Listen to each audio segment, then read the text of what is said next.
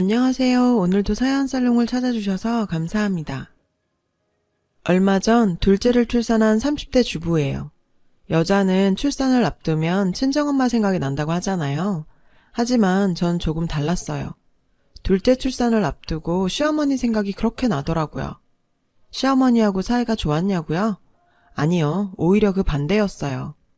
서로 눈만 마주쳐도 으르렁거리고 주방에서 같이 음식이라도 만들라 치면 10분도 안 돼 투덕거리기 일쑤였죠. 오죽하면 동네 사람들이 우리 고부를 보고 쌈딱 고부라고 불렀겠어요. 근데 희한한 건 서로 간에도 잘 싸우지만 둘이 편을 먹으면 더 잘 싸운다는 거예요. 남편과 제가 결혼을 할 수 있었던 것도 바로 이런 이유 때문이었고요. 남편한테 제 얘기를 듣던 순간부터 시어머니는 저와의 결혼을 반대했어요. 제 나이가 너무 어렸던 탓도 있지만 무엇보다 제가 놀던 애라는 게 이유였죠. 남편과 저는 검정고시 학원에서 만났어요. 남편은 국어 강사였고 저는 학생이었어요. 사실 제가 학창시절에 좀 놀았거든요. 중2 때 엄마 아빠가 이혼을 하시면서부터 공부를 포기하고 비슷한 처지의 친구들이랑 몰려다녔어요. 그러면서 사고도 많이 치고 결국 고2 때 자의 반 타의 반으로 자퇴를 했죠. 세상 어디에도 절 잡아주는 어른은 없었어요. 엄마는 이혼 뒤 연락이 끊겼고 아빠는 젊은 여자랑 재혼해 사느라 저한테는 신경조차 써주지 않았었거든요. 학교 선생님들은 교실에서 절 어떻게든 쫓아내는 데에만 혈안이 된 사람들 같았어요. 제 사정이나 얘기는 듣고 싶어 하지 않았죠. 하루빨리 자퇴서에 도장 찍고 학교 밖으로 나가기만을 강요했어요. 그 정점을 찍은 게 고2 담임이었죠. 어느 날 고2 담임이 그러더군요. 넌 썩은 글 같은 애야. 같은 상자에 든 애들까지 썩어버리기 전에 골라내야 하는 그런 존재. 그러니까 대학 갈 친구들 방해하지 말고 넌 나가서 네 하고 싶은 대로 하고 살아. 어차피 글러먹은 인생이니까. 그 말에 뚜껑이 열린 저는 자퇴서를 냈어요. 그리곤 속으로 결심했죠. 내가 반드시 대학에 들어간다. 대학 들어가는 날 합격증 들고 너 꼭 찾아올 테니까 그때까지 선생지 그만두지 말고 자리 지키고 있어라. 그날부터 저는 공부를 시작했어요. 검정고시 학원에 등록해 정말 죽을 만큼 열심히 공부했죠. 그때 제 곁에서 힘이 되어준 사람이 지금의 남편이에요. 제 꿈을 지지하고 버팀목이 되어준 첫 어른이었죠. 그렇게 3년 동안 공부에만 매달린 저는 2년 만에 검정고시를 패스하고 다음에 수능을 봐서 인서울 4년제 대학에 합격을 했어요. 남들이 보기엔 별것 아닌 일이겠지만 제 인생에 있어선 천지가 개벽할 만큼 엄청난 사건이었죠. 저는 대학에 합격했지만 고2 때 담임을 찾아가진 않았어요. 왜냐고요? 제 합격을 통해 전 글러먹은 인생이 아니란 걸 이미 증명한 셈이니까요. 그리고 썩은 귤은 제가 아닌 그 선생이란 것도요. 그런 썩은 애 풀풀 나는 인간이 내가 찾아간다고 해서 반성을 하겠어요? 아니면 사과를 하겠어요? 오히려 자기 덕분에 대학 들어간 줄이나 알라는 망언이나 해댔겠죠. 그래서 그런 일에 시간 쓰느니 차라리 내 인생에 도움이 됐던 사람을 찾아가 감사 인사를 하는 게 낫겠다고 생각했어요. 바로 검정고시 학원 강사였던 남편이요. 합격 소식을 들은 남편은 저보다 더 기뻐했어요. 잘 버텼다고, 기특하다고 제 머리를 쓰다듬어 주었죠. 그 분위기 탓이었을까요? 전 그동안 꼭 참아왔던 제 마음을 고백해버렸어요. 좋아한다고요. 그랬더니 글쎄 남편 얼굴이 굳어버리더라고요. 그럴 만도 했죠. 12살이나 어린 제자가 갑자기 들이대니까 얼마나 황당했겠어요. 그래서 전 쌤, 뭘 또 그렇게 놀라요. 여자한테 대시 처음 받아봐요? 하긴 그러니 그 나이 먹도록 여자친구가 없지. 암튼 쌤은 제가 찜했으니까 앞으론 절 좀 여자 보듯 해주세요. 계획에 없던 선전포고를 한 저는 그날 이후 남편한테 뒤지지 않는 사람이 되기 위해 또다시 열공 모드에 돌입했어요. 그러면서도 짬짬이 남편을 찾아가 대시를 했고 대학을 졸업할 무렵이 되어서야 드디어 남편과 사귀게 되었죠. 지금에 와서 생각해보면 내가 몇 년간이나 그렇게 목을 맬 정도로 내 남편이 대단한 남자였나 싶기도 하지만요. 그 이후 2년 정도 연애를 했어요. 그러는 사이 저는 남편이 일하는 학원에 수학 강사로 취직을 했고 얼마 뒤 남편은 당시 원장이던 선배로부터 학원을 인수해 검정고시 학원 원장이 되었죠. 한 직장에서 매일 보는 건 좋은데 늘 붙어있다 보니 따로 데이트는 안 하게 되더라고요. 친구들은 남친이랑 남이섬에 갔네, 강남 유명 레스토랑에 가서 칼질을 했네, 이러는데 전 늘 남편이랑 교무실에서 김밥이나 떡볶이 같은 분식이나 먹고 있고. 근데 그땐 그런 대로 좋았어요.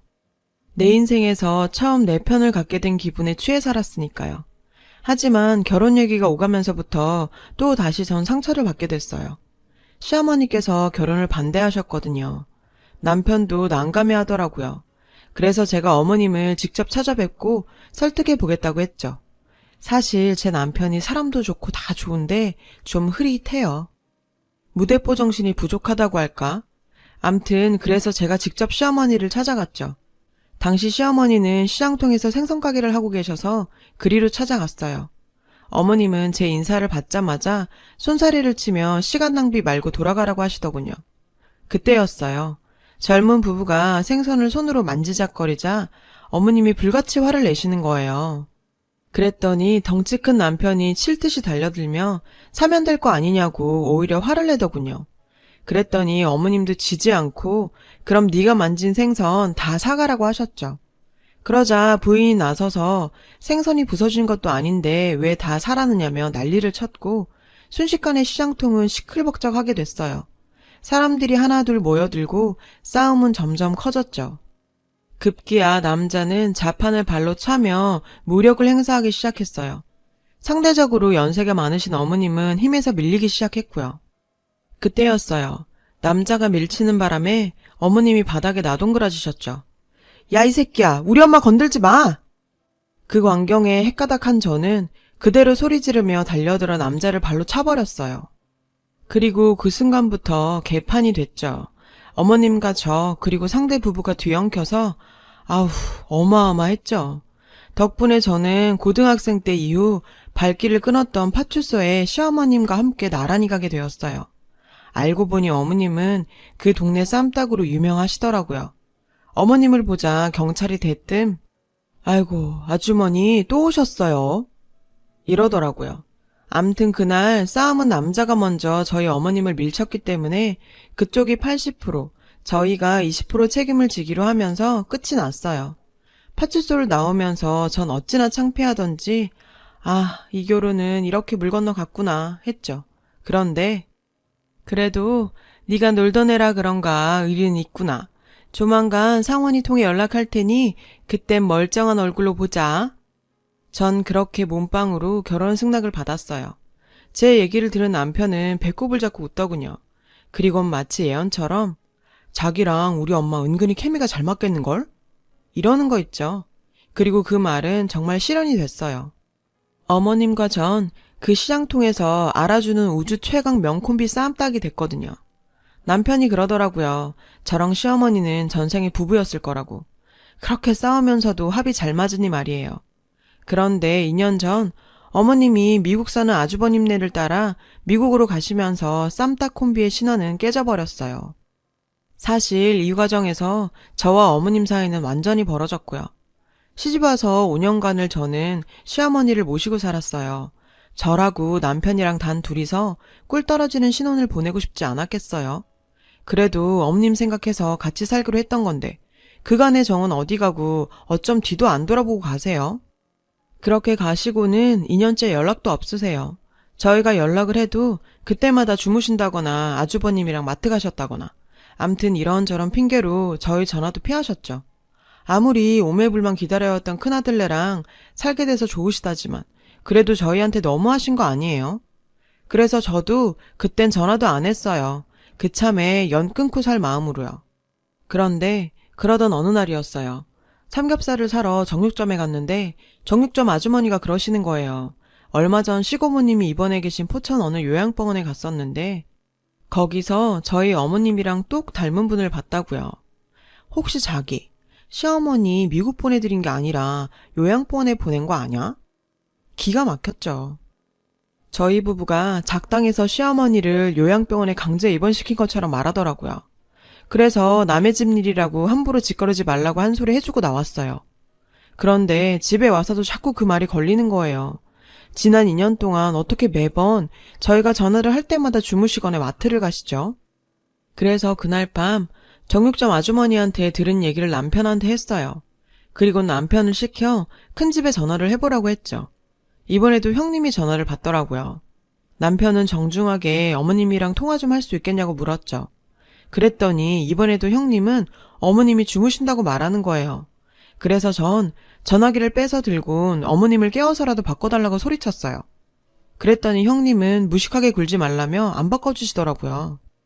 무식해요? 2년 동안이나 부모랑 연락이 안 되는데 어떤 자식이 가만히 있겠어요? 형님, 어머님 안 바꿔주는 이유가 있는 거 아니에요? 자꾸 이렇게 어머님이랑 통화 못하게 막으시면 저희 당장 미국으로 가요? 그럴까요? 그러자 형님은 마음대로 해보라며 전화를 끊었어요. 전 남편한테 당장 미국행 비행기표 알아보자고 그랬어요. 그랬더니 남편이 그러더군요. 제발 그만 좀 해. 어떻게 넌 늘 그렇게 감정대로 움직이니? 전화를 못 바꿔줄 때는 다 그럴 만한 이유가 있겠지. 아무런 형이랑 형수가 어머님을 두고 거짓말을 하겠니? 그리고 당신 임신 8개월째야. 그 몸으로 어떻게 비행기를 타? 그러니까 쓸데없이 분란 일으키지 말고 제발 우리 좀 조용히 좀 살자. 남편은 결혼해서 처음으로 저한테 화를 냈어요.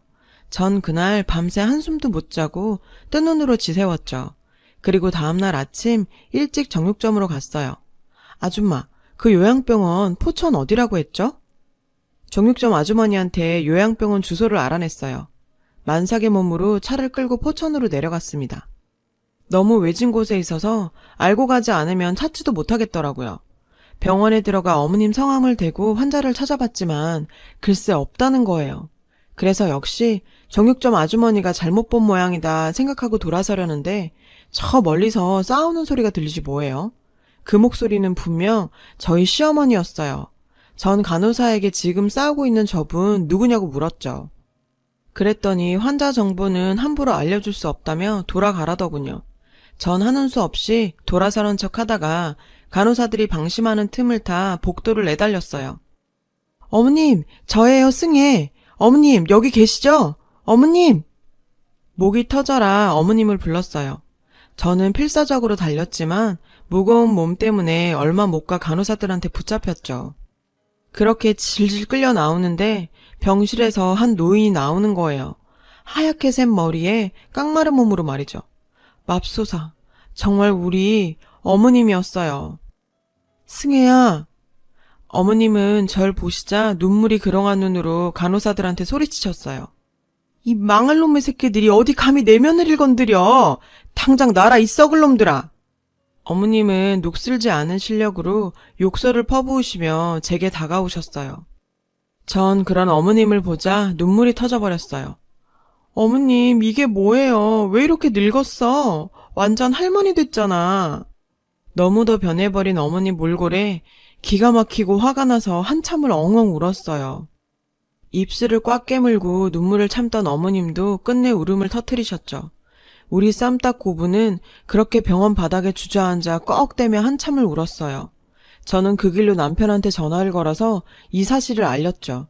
전화를 받고 한 걸음에 달려온 남편은 병원 측에 가족증명서를 제출하고 동의서에 서명을 한 뒤 어머님이 빼내올 수 있었어요. 제 예상대로 어머님을 병원에 입원시킨 건 아주버님 내외였어요. 쓰레기 같은 것들. 그날 밤 전 어머님께 물었죠. 도대체 어떻게 된 일이냐고요.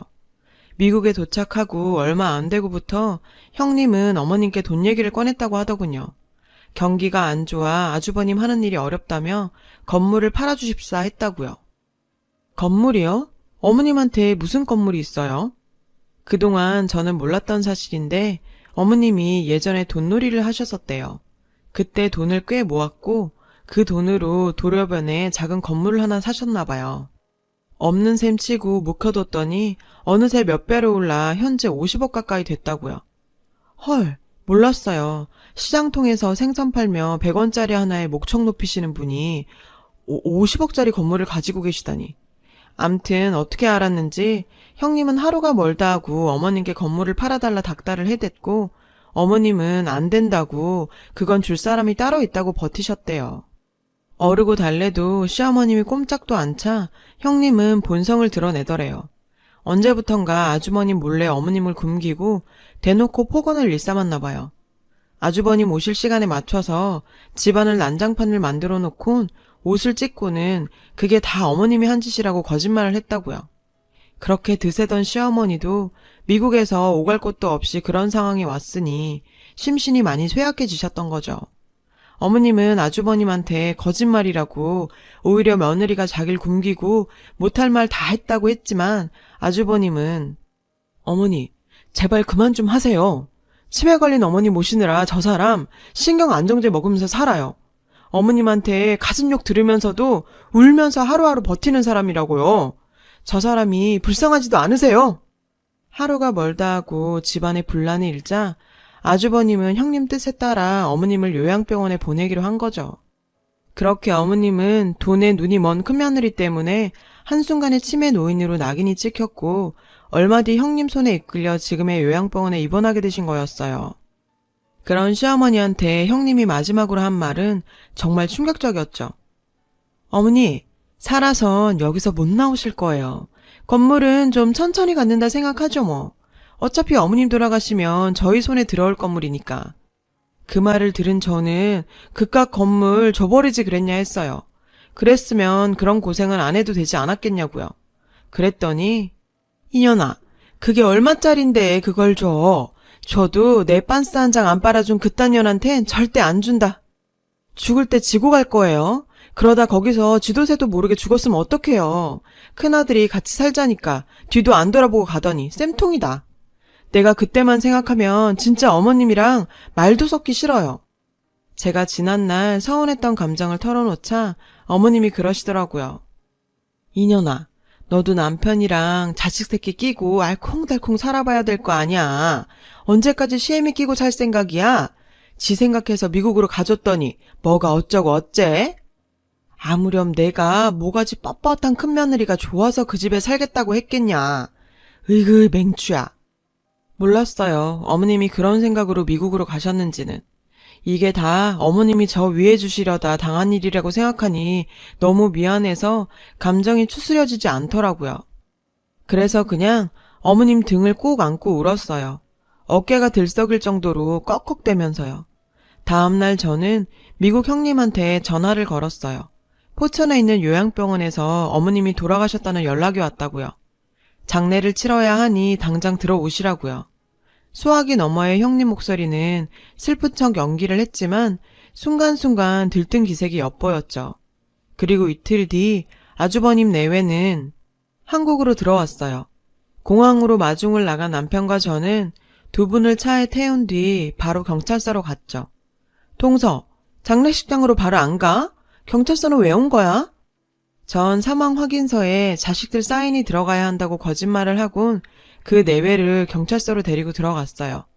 그리고 내외는 형사과로 들어가자마자 얼굴이 하얗게 질렸죠. 형사 앞에 시어머니께서 멀쩡하게 앉아 계셨거든요. 전현이요. 전현이 날 요양병원에 감금하고 내 건물을 가로채려고 했소. 그뿐인 줄 알아요? 미국에 있을 때 툭하면 날 때리고 욕하고 언제든 버릴 수 있다고.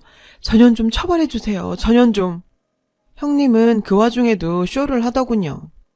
어머니, 정말 왜 이러세요? 저요, 어머님 때문에 힘들어요. 형사님, 저희 어머님이 치매가 심하셔서 저렇게 생사람을 잡으세요. 보다 못한 제가 한마디 했어요. 쇼하고 앉아있네. 야, 너 어디서 그런 씨도 안 먹힐 거짓말을 해? 어머님이 뭐? 치매? 네가 이럴까봐 병원 가서 진단받아왔어.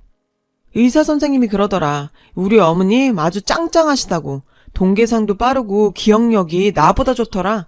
근데 뭐? 치매? 이게 확 어디서? 그리고 아주버님, 제정신이에요? 아무리 여편네가 좋아도 그렇지. 와이프가 치매란다고 병원 진단 한번 안 받아보고 그 말을 믿어요? 이거 완전 똥멍청이 아냐. 당신 여편네가 당신 엄마를 죽일 뻔했는데 근데도 한 번도 의심 안 하고 와이프 말만 믿었다고요? 진짜 대단하다. 이봐요, 재수씨. 함부로 말 좀 하지 마세요. 설사 내가 실수를 했다고 쳐도 그땐 상황상 그럴 수밖에 없었어요. 뭘 알지도 못하면서. 그리고 아무리 놀던 버릇 못 버렸다 해도 손윗사람한테 2년 전년이 말이 됩니까? 아주버님은 이 와중에도 형님 편을 들더라고요. 제가 반말 좀 했다고 절 나무라는 거예요.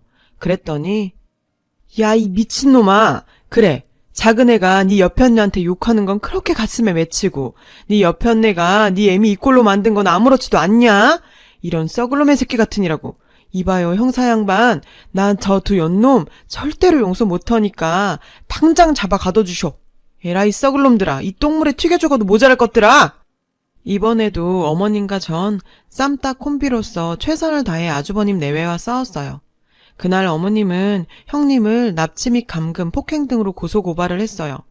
그리고 어머님의 사망 소식을 들은 형님이 한국으로 오기 전 부동산에 연락해 건물을 매각해달라고 했던 사실까지 추가로 드러나 죄목이 하나 더 늘게 됐죠. 참, 사람이 어쩌면 저럴 수 있을까요? 어머님이 돌아가셨다는데 건물부터 팔 생각을 하다니. 인겁을 쓰고 어떻게 저럴 수 있는지 정말 이해가 안 돼요. 전 그날 경찰서에서 혼신의 힘을 다해 싸운 탓에 예정일보다 2주나 빨리 출산을 했어요. 제가 진통으로 고생하는 동안 어머님은 옆에서 제 손을 꼭 잡아주셨고요. 그리곤 이렇게 말씀하셨죠. 순산만 해라. 그러면 그 건물 너 주마. 아들놈의 새끼들도 다 필요 없다. 지 마누라한테 빠져서 지 애밀 모른 척한 놈이나 만상 마누라가 지 애미 찾아 나설 동안 방구석에 뭉개고 있었던 놈이나 다 똑같아, 쓱을 놈들. 너 아니었으면 내가 이렇게 살아놓을 수 있었겠냐? 이게 다 네 공이다. 그러니까 그 건물은 네 남편한테 10원어치도 주지 말고 네가 다 가져라. 대신 나중에 내가 혹시 치매 들거든 똥기저귀는 빨아줘야 한다. 건물을 주신다니 정말 고맙긴 했지만 진통 때문에 힘들어 죽겠는데 옆에서 계속 떠드시니까 화딱지가 나서 그만. 아우 어머니 시끄러워요. 아파 죽겠는데 뭐라는 거예요. 똥기저귀는 무슨. 하고 질러버렸지 뭐예요. 어쩌겠어요. 이렇게 생겨먹은 걸. 어머님도 이해하시겠죠. 미운정 고운정 다 든 우리 고부 정말 전생의 부부였을까요? 이제는 남편보다 어머니 보면서 삽니다. 어머님 건강하게 오래오래 같이 살아요. 제 얘기를 들어주셔서 감사해요. 모두 건강하세요.